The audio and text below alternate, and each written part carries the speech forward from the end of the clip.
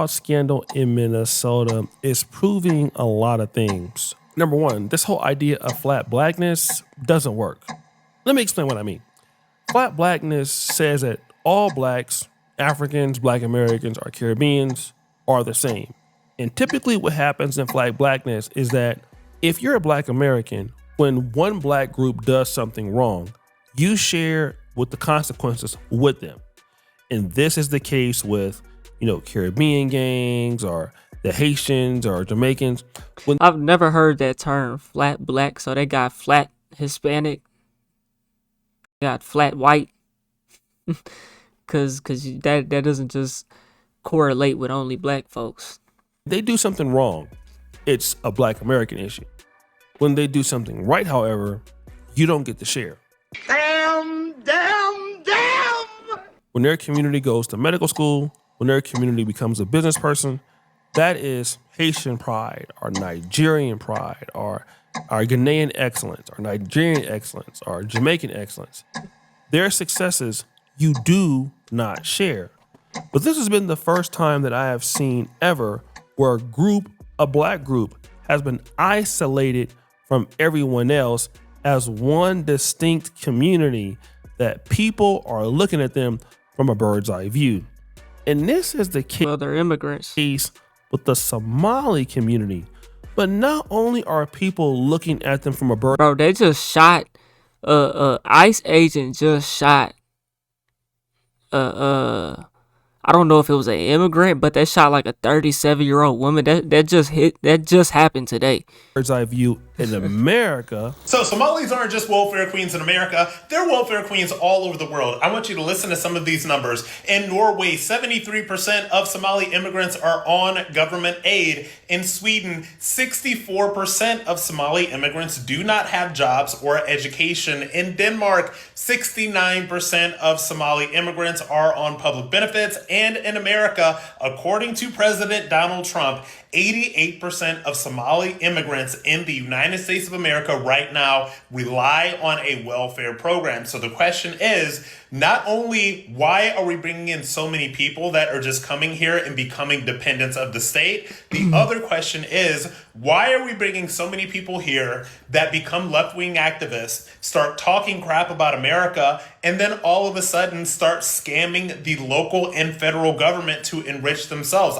So now, some would say that it's the decline in population. I don't really know. Their attention is really, really bad. People are going, digging up stuff, or they're seeing what they're doing all over the place.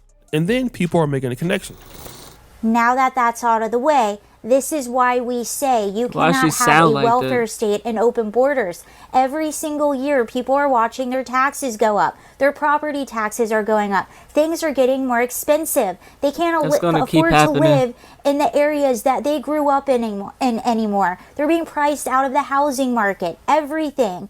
And then what are we told? We're told, oh, it's because the rich aren't paying their fair share. Maybe it's because every single year we're seeing more and more immigrants wanting to come to our country and collect these benefits. In this case, the lady is talking about raising taxes on American taxpayers. Now, this is important because many migrants, not all, because you have some migrants that come in, and of course, some people may get on welfare or food stamps, but you have many migrants that come in, develop, businesses that fit their communities, or come in and fill holes in the economy, and then they work really hard and they become tax-paying citizens. And this is really what you want from your immigrant community. The problem that we have when it comes to the Somali community is that there are a lot of them that are still on some level of aid, right? This is what President Trump put out. He says the country of origin welfare recipients as a percentage of total households. Somalia is at 82%, something like that, right? Goddamn. So Mexico 45%. Country of origin welfare recipients as a percentage of total households. So this is a percentage. Okay, I think I understand it. So this is a percentage of 82% of immigrant Somalians are on welfare. 45% of Mexican from Mexico, 45% are on welfare. Norway's the lowest at 9%. Or actually, Luxembourg, Germany, those are both at 6%. Really high numbers. And so Tariq Nasheed, he weighed in on it. Is that right? There are a lot of immigrant groups who get high percentages of welfare on the list, and some of them are the main ones wagging their finger at foundational Black Americans, telling us how they are model minorities who do so much better than FBAs when they come here. Is that right?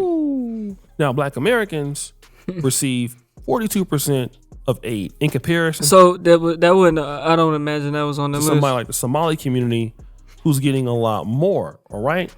And then this brings in so much other stuff into the game. And let me explain what I mean. Now, a couple of years ago, we would have gotten the blowback from that. You understand? A few years ago, it would have been like, oh, all these Black people committing this crime, all these crimes. Well, just like he said, the flat black term, there's still a good percentage of the white population that's looking at it like that on a flat black level. You know what I'm saying? Like, oh, they're Black. They're not necessarily looking at them as Somali necessarily all the time, you know. So now we done said, hey, no. We ain't a part of none of this stuff. Call it for what it is. These are Somali crimes. This ain't us. And people get mad on why we delineate. This is one of the reasons why we delineate. Now, here is something that I believe is true. He says a couple of years ago, we would have gotten blowback for this. This is, I believe, is honestly true. Because again, flat blackness paints everybody with a brush. And as you know, you have certain whites who would say, okay, listen, they're Black, right? And so they must be in on it. So that's the Black Americans. These guys are involved with the fraud. Here is the mistake that the Somalis made. The Somalis said, we are not Black. We are Somali. Woo! So that was kind of the beginning of the end for them by denying their Blackness as a community and then accepting the fact that they are Somali. So what happened is that they delineated themselves. The funny part is you're gonna come to America and experience racism from white folks. You know what I'm saying? Okay. And so this is why a lot of people in the Pan-African community, according to Tariq Nasheed, but you're not Black, saying, listen, no, we should not delineate ourselves. We need to work together. But the issue is that in this case, when they delineate themselves and then Black Americans delineate and draw that line to who we are, it then causes this. Because we don't need that public blowback. And these frauds, it already affects us because, number one, it drains public resources that could go to us. And also, it undermines legitimate claims that foundational Black Americans make for reparations and targeted investments and restitution. Mm-hmm. See, this is why we delineate, because these little foreigner frauds that they do, that gives opponents the ammunition to say, hey, see, if we give Black people something, all they're going to do is abuse it. No. We ain't trying to do all them little scams. Not us, not foundational Black Americans. We're not trying to do all these little scams. No. We're going to make our money work for what it's supposed to do. Niggas ain't opened up not one daycare. So he says here, listen, we don't need the blowback from that community because that community made a decision to get involved with scamming. And so we don't need their behavior costing us something. Okay. And then people saying, well, listen, we've already given them some level of reparations. Look at what we're doing in Minnesota for some of these programs when that has nothing to do with the community. And so in other words, the Somalis, they are going to make or create something bad for us and then mess up our opportunity because now what they would like to do is to attach themselves to flat blackness. Oh, wait, hold on now. No, we're Black now. No, you're not Black. You're Somali, okay? And then he said something else.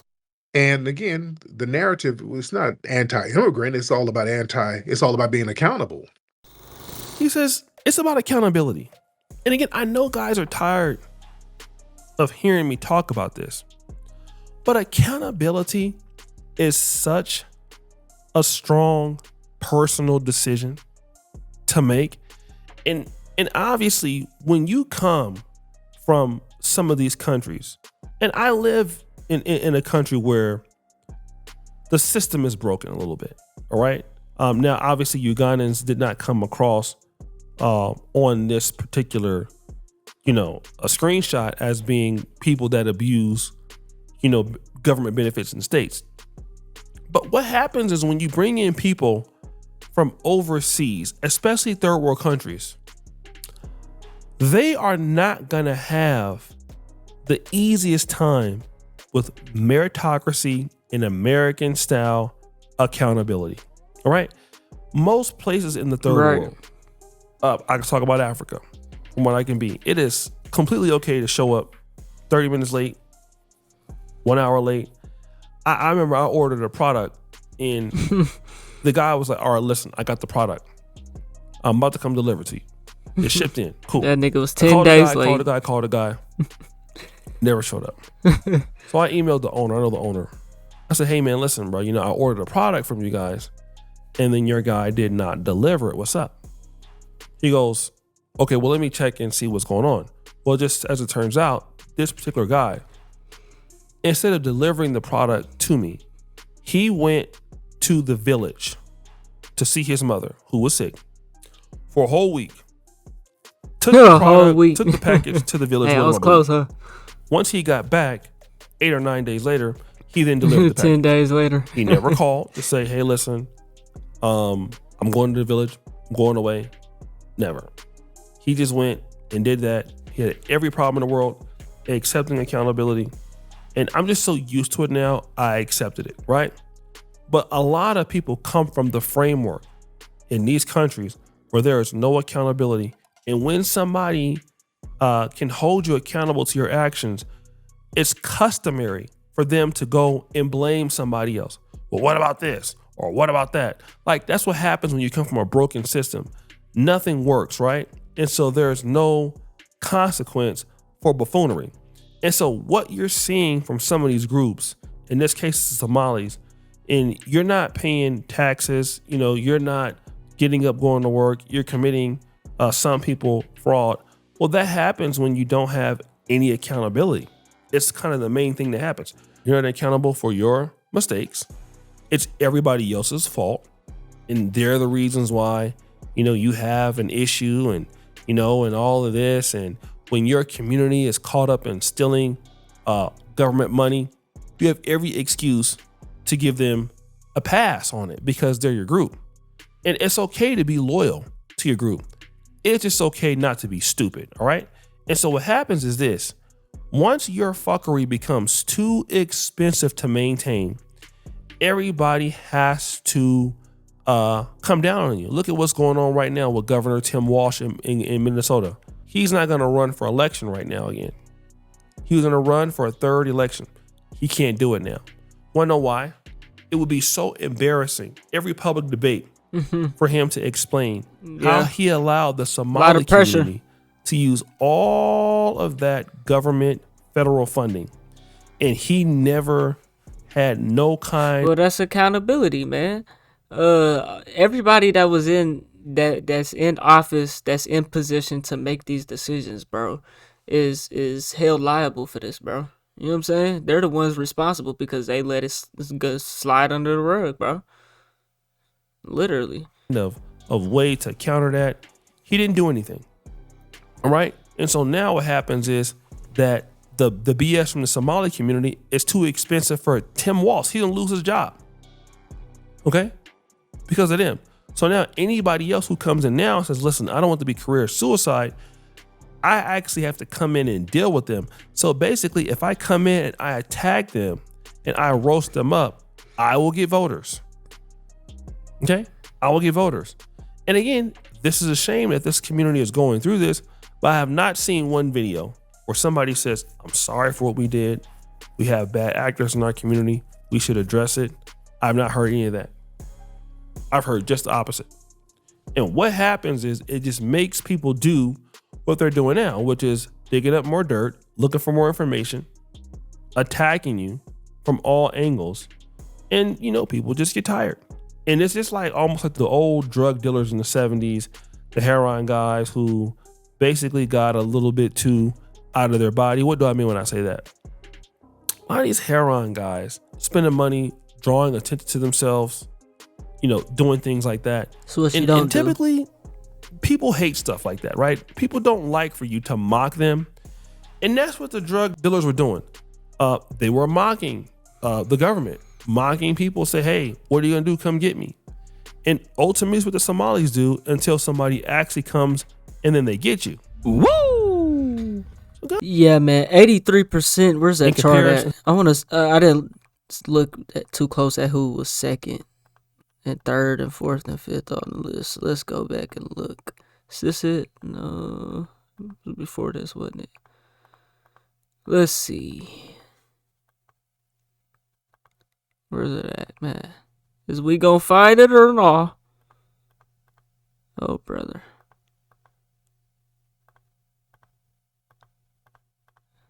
Let's see. Because 83% is crazy, yo. I think the next highest was... Bro, where's it at, bro? Come on, man. Oh, boy.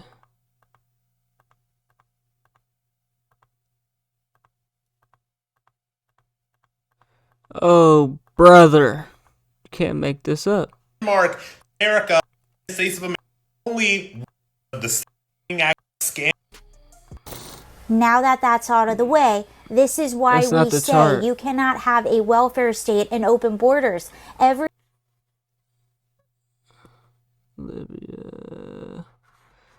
single year, they can't price out.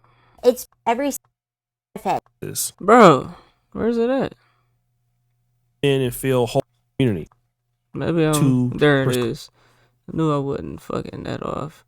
What is Myanmar, Iraq, Bhutan, Lebanon, Afghanistan, Bangladesh, Iran. Did I already say that? Iraq, Yemen, Cuba. So Somalia is 82%. Myanmar is 68%. Iraq is 66%. And that's the top three. Top five is Bhutan and Lebanon, going all the way down to 61, working the way up. Bhutan 63, Iraq 66, Myanmar 68, and Somalia 82%. I mean, that alone is just a big jump from second place. You know what I'm saying? I mean, that's the American dream. They're living the American dream. You know what I'm saying? You come over here and yeah, that's the American dream, man. Not really, but I mean, the resources that we have, you know what I'm saying? That's what people come here for, not necessarily to so-called scam the system as far as the Minnesota Somalians is doing, but that's the American dream, man. That's really crazy. 82% of all Somalians are receiving welfare. That's crazy. So why is this list? This is not in exact order from this side to this side, from left to right, and from top to bottom type. But I mean, a lot of these are 50%. You know, I'd say, let's see. I ain't gonna say half is 50%, but there's a good amount of 40% in there. You know what I'm saying? Australia, Netherlands, Germany, Luxembourg, Norway, Bermuda. Those are the lowest. India is 17%, Japan is 17%, Korea is 24%, the Philippines is 26% of all immigrants that are receiving welfare. That's crazy. It's a crazy list, man. Crazy list. But 82% is definitely like, hey, yo. And then they said it's 100,000. Let's see. Let's go back to that other chart. Because I think it said 150,000 was Somalians. Dude's head was in the way. So it's like, this is per 100,000 that's in America. Or total number of Somali. Okay, this is outside of Somalia in the hundreds of thousands. In the U.S., there's 150,000. So what's the number of, what's 82% of 150,000? What would you do to get that number, oh brother? 150,000. Would you divide that by 82? I don't even know. I'm not good at math like that. I'm just gonna stop right there. You know what I'm saying? I could figure it out, but I ain't gonna try that hard because it might take me a minute. It might take me a minute. It's basic math though. It ain't that hard. But you can assume it's probably 100,000, close to it. I mean, 80% of 100,000 would be 80,000. You know what I'm saying? So it's got to be 100,000, bro. You know, 82% of 100,000 would be 82,000. So that's receiving welfare. Now, what's the percent that's scamming though in having these daycares and businesses? Now they said in Minnesota it's like, what's the number they said? 1,000, 1,500 or something like that. 2,000. Government assisted living places or daycares or whatever type, whatnot. You know what I'm saying? That's crazy, bro. I wonder what the percent of that is of the 150,000. It's probably low, but it's probably a high percent though compared to, you know what I'm saying, the competing next runner up, if that makes sense. Hey man, y'all let me know what y'all think though, man. We on the road to 100K, okay? If you ain't hit that like button, subscribe button, and turned on all notifications, slap the dog shit about yourself, because that's the first thing you should have did when you clicked on this video. I'll get at you on the next one, and I'm gone. TY, P9.